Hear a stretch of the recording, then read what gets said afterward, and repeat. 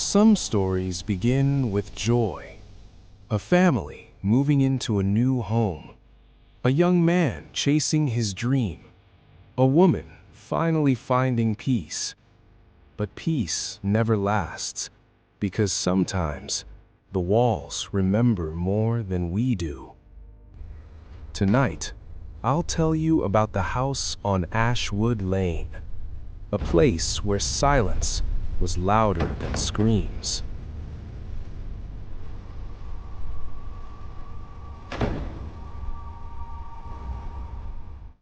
The first night, they heard footsteps, but no one was home. They carried boxes through the doorway, faces tired but hopeful. The house smelled of damp earth. Wooden floors creaked beneath their steps. They laughed and called it character. But the youngest child refused to sleep upstairs. She said someone was already there. Her mother tucked her in, kissed her forehead. Then the closet door opened on its own. The days grew stranger. Lights flickered. Water ran cold, even when boiling. Shadows stretched longer than the bodies casting them. The father shook his head. Old wiring, he said.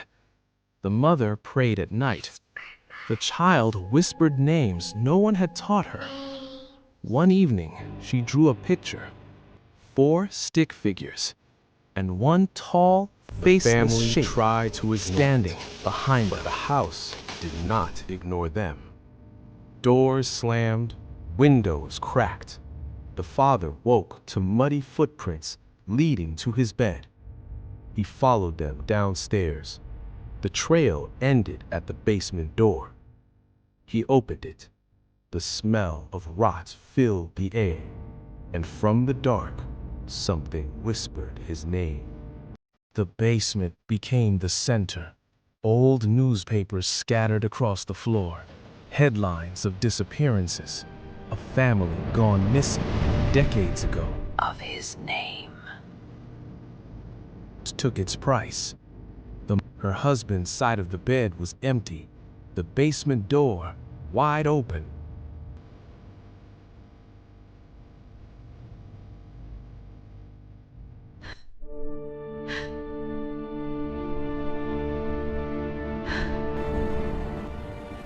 She went down, found him standing in the dark, staring at the wall. He turned, his eyes were gone. The child screamed upstairs. The mother ran, but the staircase stretched endlessly. The walls closed in. The house would not let them go.